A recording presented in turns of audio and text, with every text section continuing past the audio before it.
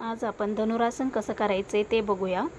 Bailey fats, पोटावरील चरबी वेगाने कमी करणारे सर्वोत्तम आसन। चला तर कसं करायचे ते आपण बघूया। सावकाश खाली बसायचे, पोटावर झोपून दोन्ही हात छातीच्या बाजूला, दोन्ही हातांनी पायाचे घोटे किंवा पंजे पकडायचेत, पाय मागे खेचायचेत, पोट, छाती, हनुवटी वरती उचलायची, नजर आकाशाच्या दिशेने, पाय मागे खेचायचेत,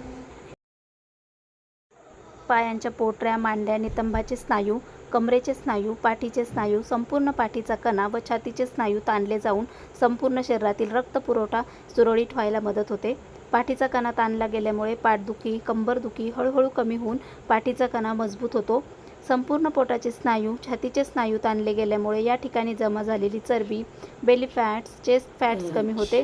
पचनशक्तीमध्ये सुधारणा होते। गॅसेस होणं, अपचन होणं, पोट साफ न होणं, जेवणानंतर करपट ढेकर येणं इत्यादी व्याधी बऱ्याच स्पॉन्डिलायसिस, गॅस, शारीरिक थकवा यामध्ये सुधारणा आणण्यासाठी लाभदायी आसन। धनुरासन 5 ते 10 सेकंद नियमितपणे केल्यास याचे उत्तम लाभ तुम्हाला मिळतील। हे आसन केल्यानंतर 30 सेकंद शवासन करायचे। सावकाश पोटावर झोपून दोन्ही हात छातीच्या साईडला, कपाळ किंवा एक गाल खाली टेकवायचा आहे। पोट आणि छाती भरून श्वास घ्यायचा आहे। श्वास निघून जाताना दंड, छाती, पोट, मांड्या सैल सोडायच्या। हृदयासंबंधी कोणतेही विकार असल्यास हे आसन करू नये।